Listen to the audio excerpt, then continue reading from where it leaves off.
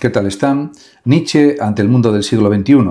¿Qué pensaría Nietzsche si apareciera hoy, en 2026, y pudiera contemplar durante 24 horas nuestra civilización? Probablemente no quedaría impresionado por nuestros teléfonos, nuestra inteligencia artificial, nuestros automóviles eléctricos ni nuestras gigantescas ciudades. Miraría al ser humano y quizá descubriría algo que le resultaría mucho más inquietante. Hemos multiplicado extraordinariamente nuestros medios, pero seguimos preguntándonos ¿para qué queremos vivir? Naturalmente, Nietzsche murió en 1900 y no podemos atribuirle opiniones concretas sobre fenómenos que jamás conoció. Lo que sí podemos hacer es utilizar sus categorías filosóficas para interpretar hipotéticamente nuestro presente. Y el resultado sería fascinante porque muchas de sus críticas a la cultura moderna, a la cultura actual, parecen adquirir una sorprendente actualidad. Nietzsche no fue un filósofo que ofreciera un programa político o social para organizar una sociedad perfecta. Su filosofía fue, ante todo, una crítica radical de los valores, de las formas de vida y de las condiciones psicológicas que hacen que los seres humanos consideren determinadas cosas deseables. La cuestión fundamental para él no era simplemente, o no sería simplemente, si nuestra sociedad es rica, democrática o tecnológicamente avanzada. Preguntaría algo mucho más incómodo. ¿Esta forma de vida aumenta o disminuye la potencia creadora del ser humano? Esa es la gran cuestión. Nietzsche desconfiaría de nuestra civilización de masas. Uno de los primeros fenómenos que probablemente llamaría su atención sería la extraordinaria expansión de la sociedad de masas. Nietzsche fue profundamente crítico con lo que denominaba el rebaño, aunque esta expresión debe entenderse filosóficamente y no como una simple descalificación de las personas. Le preocupaba una sociedad en la que los individuos adoptasen valores, opiniones y comportamientos porque son compartidos por la mayoría, y aquí nuestro mundo le proporcionaría un espectáculo extraordinario. Millones de personas pueden conocer simultáneamente una misma noticia, contemplar los mismos vídeos, repetir las mismas expresiones y reaccionar colectivamente ante los mismos acontecimientos. Las redes sociales permiten que una opinión se convierta en tendencia mundial en cuestión de horas. Nietzsche probablemente preguntaría: ¿cuántas de esas opiniones proceden realmente de nosotros? Su problema no sería que existieran muchas personas pensando igual. El problema sería que la presión social pudiera sustituir el pensamiento individual libre. Por eso quizá observaría las redes sociales como un gigantesco laboratorio de conformismo, pero también como un espacio en el que determinados individuos pueden crear, disentir y desarrollar nuevas formas de expresión. No las condenaría simplemente, las sometería a una pregunta: ¿te ayudan a convertirte en quien eres o te convierten en alguien parecido a todos los demás? El teléfono móvil es una máquina contra la soledad, supuestamente. Nietzsche concedía enorme importancia a la soledad y a la capacidad del individuo para encontrarse consigo mismo. El ser humano contemporáneo, sin embargo, dispone de una posibilidad casi permanente de escapar de sí mismo. Silencio durante unos segundos, teléfono, aburrimiento, teléfono, soledad, teléfono, ansiedad, teléfono, espera, teléfono. Incluso mientras estamos con otras personas podemos escapar hacia otra realidad mediante una pantalla. Nietzsche probablemente encontraría aquí una paradoja extraordinaria. Nunca hemos tenido tantas posibilidades de comunicación y quizá nunca hemos tenido tantas posibilidades de evitar el encuentro profundo con nosotros mismos. El problema no sería la tecnología en sí misma. Nietzsche no habría reducido la cuestión a tecnología mala, naturaleza buena. Su pensamiento es mucho más radical. Preguntaría qué tipo de ser humano produce una determinada forma de vida. Si el teléfono nos permite crear, investigar, estudiar, escribir, comunicarnos y descubrir mundos nuevos, puede convertirse en instrumento de expansión, pero si únicamente sirve para evitar el silencio, el aburrimiento y la reflexión, podría convertirse en una forma sofisticada de huida. La obsesión, además, contemporánea por la felicidad es otro problema. Aquí Nietzsche probablemente provocaría una auténtica revolución. Nuestra sociedad habla constantemente de felicidad, bienestar, comodidad, seguridad y satisfacción personal. Nietzsche sospecharía inmediatamente por qué. Porque para él Una vida valiosa no puede reducirse a una existencia cómoda. No es solo eso. Nietzsche no identificaba la felicidad con la tranquilidad. En su concepción de la vida, el crecimiento implica resistencia, conflicto, superación y transformación. Por eso probablemente preguntaría: ¿quieres ser feliz o quieres llegar a ser alguien capaz de afrontar aquello que la vida te exige? Esta distinción es fundamental. Una vida sin dificultades puede parecer deseable, pero una vida completamente protegida contra el fracaso, el dolor y la incertidumbre podría terminar debilitando precisamente las capacidades que permiten al individuo desarrollarse plenamente. Nietzsche no glorificaría el sufrimiento por el sufrimiento, lo convertiría en una pregunta: ¿qué haces con aquello que te sucede? La cultura de la comodidad.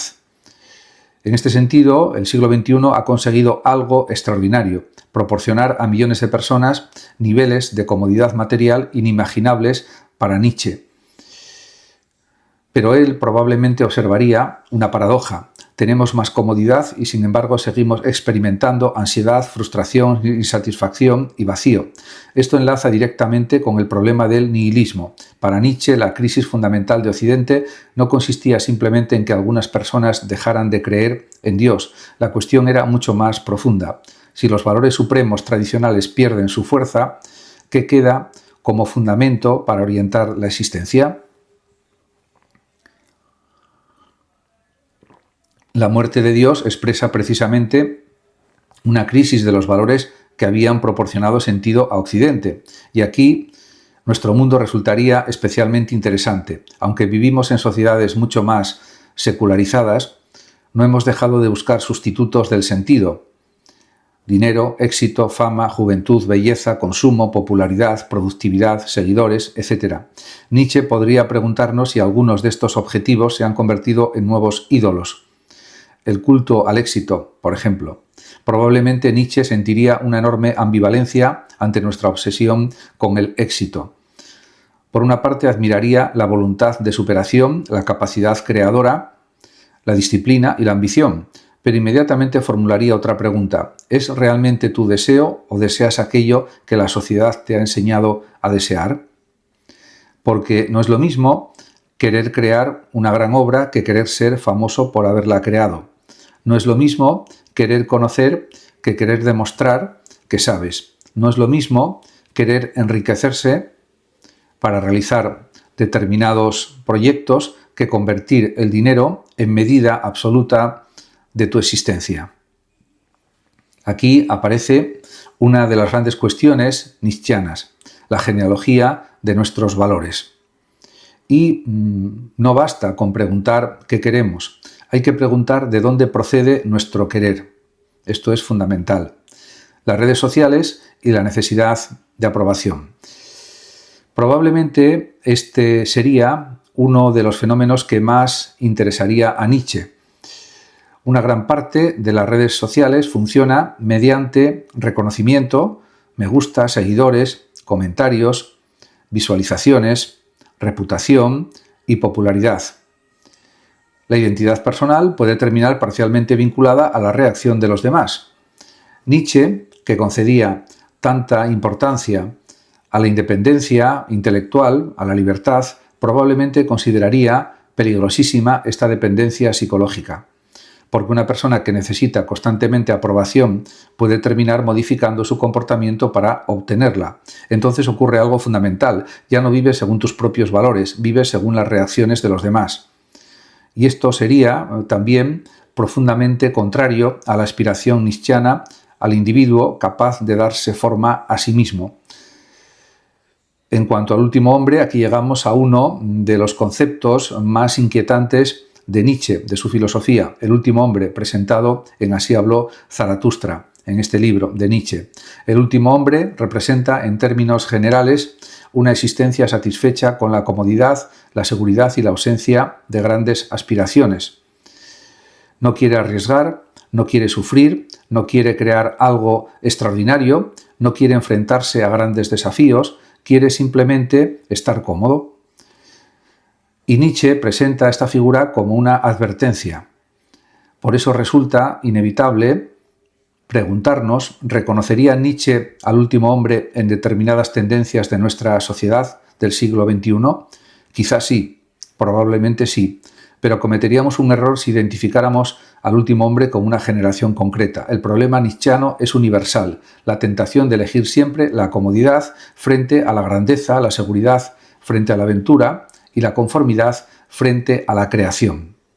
Nietzsche frente a la inteligencia artificial.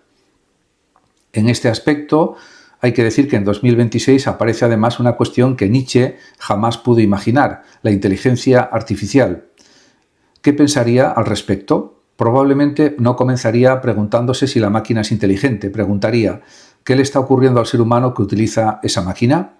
Si la inteligencia artificial permite investigar, crear, estudiar, escribir y ampliar las capacidades humanas, podría contemplarla como una herramienta extraordinaria.